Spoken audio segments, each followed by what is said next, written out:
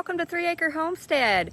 I'm back. It's been a while since I've recorded anything because we've been busy this summer. It's finally getting hot. You can probably see I'm sweating.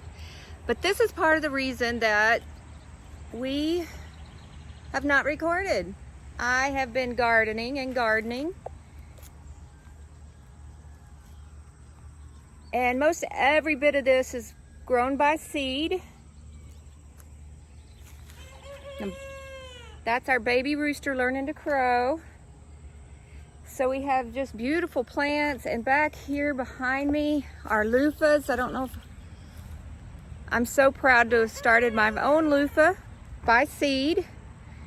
We've got green beans and squash, onions, tomatoes, carrots, pinto beans, black beans, toothache plant, herbs, and so just tending to this garden has kept me really busy. We also have a lot of potatoes, and those have been fun. I always enjoy growing those. Those are like digging for treasure. Grandkids like helping me dig up carrots and potatoes, and they like harvesting the green beans. I just got to slow them down a little bit because they want to yank the plants. But anyway, so this is one of the reasons that I have not been recording. Every summer when I start a garden, I always feel a little insecure, or a whole lot insecure, because I don't know what it's going to do. It just doesn't look like anything much, and until it gets full, I just get insecure that, oh, a mosquito, they're terrible. That's what part of what most of this video today is, or the bug spray, and we're going to get in the house and do that in a minute. But I wanted to show you the garden. One reason that I've not really videoed. Okay guys, this is what I did. I spent a week painting these cabinets. Pure white on the top and pewter green on the bottom. Installed hardware. No, it's not a professional job, but I love it, and it looks so much better than what we had before. Whole basket of squash. And it just has kind of a country theme, country feel to it, what I was looking for our little log cabin-like home, and I'm so proud of it. So little touch-ups I need to do here and there. Ignore the countertops.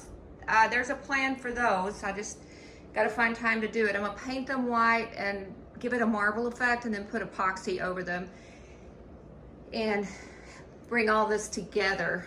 So let me know what you think. But I sure think it looks more fresh and better than what it used to. All right, now let's go get to our bug spray.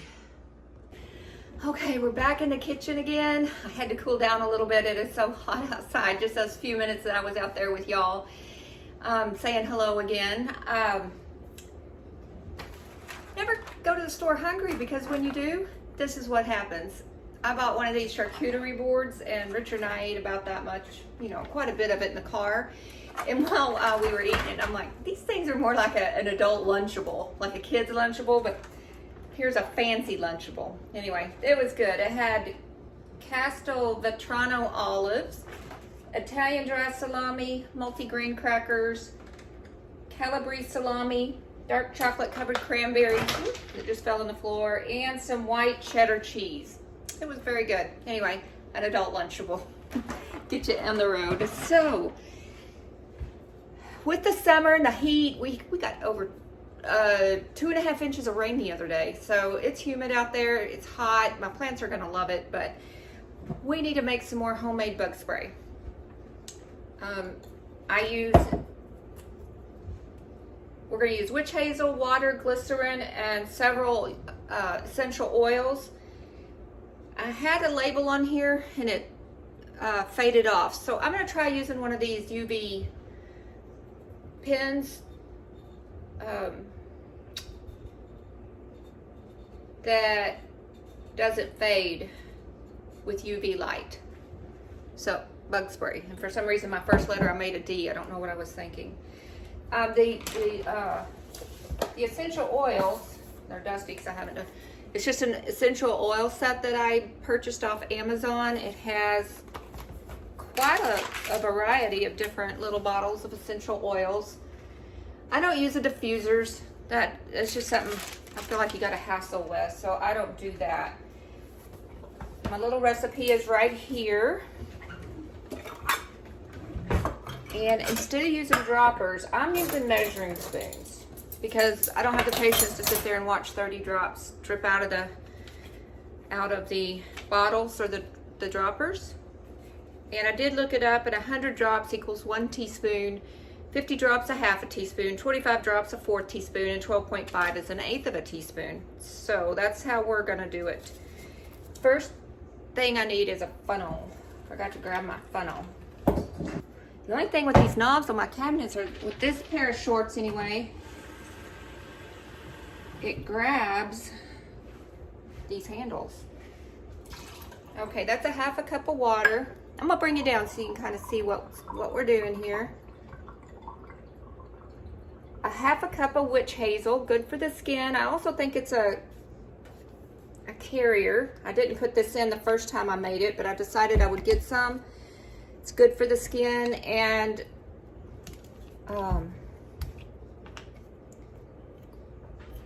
makes the product go further. What is happening to you guys?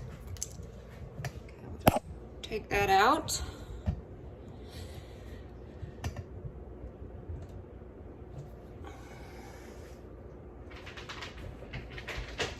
Okay, half a cup of witch hazel. We may be doubling this. I don't know. We'll see how far it goes.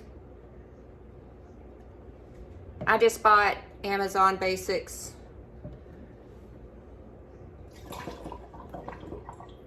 Doesn't smell all that great. Yeah, let's make a double batch. I don't want to make this again for a while. So another half a cup of witch hazel. Another half a cup of water. Cat found that chocolate covered cranberry on the floor and is batting it around. A teaspoon of glycerin.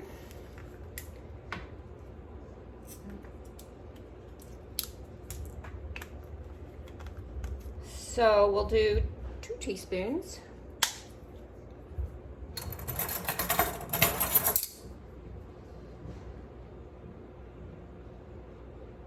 This wasn't in my last batch either. I think I simply used the witch hazel and maybe the water.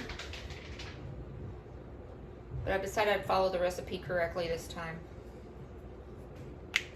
And the way this glycerin works, I wish I would have did it first and then let the witch hazel do its thing. So note for you guys, a tablespoon of vodka or alcohol. I'm not using vodka for this. We'll use alcohol.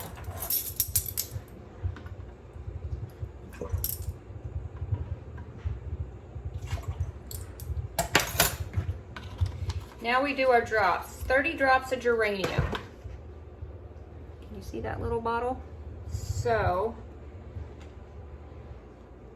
I like to take that little stopper out. 30 drops, so that would be a fourth plus 5 drops is what I looked up. So let's do it that way. I'm gonna pretend that just spilled all over my fingers and a little bit went in with my 5 drops extra. 30, ooh, that smells so good. It's one of the things that's fun, making stuff with the essential oils. We're gonna do a fourth of a teaspoon plus the 5 drops. I'm not gonna worry too much about the 5 drops. Now 10 drops of the lemon, which was an eighth of a teaspoon is how I calculated it.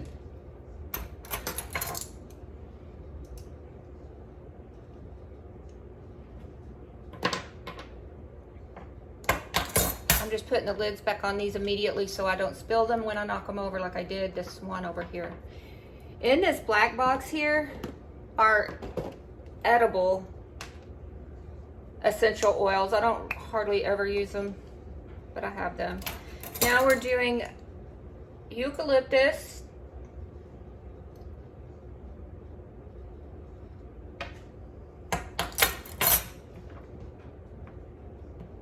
we did lemon, citronella, eucalyptus, rosemary,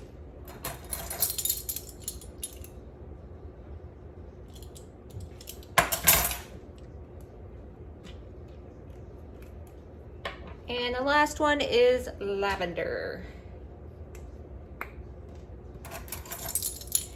I do this because we don't like the chemicals in the commercial bug sprays. It's hard to find deep free, it's expensive, and you and I both now know exactly what is in our bug spray. We will use the commercial stuff if we're like working really hard, but just sitting around talking, this stuff smells and works wonderfully. So, homemade bug spray. Easy, simple, better for you with all the essential oils that go on your skin. The witch hazel doesn't have a bunch of weird stuff in it. I recommend that you try it. Thank you so much for coming along with me today and seeing what we've been doing to keep us busy so far this summer and making bug spray with me. I hope you have a great day. Please like and subscribe. Leave a comment below how you feel about this bug spray, and we will see you soon. I've got a few more ideas to video that I think will be of interest to you guys and that I'd like to share. All right, bye.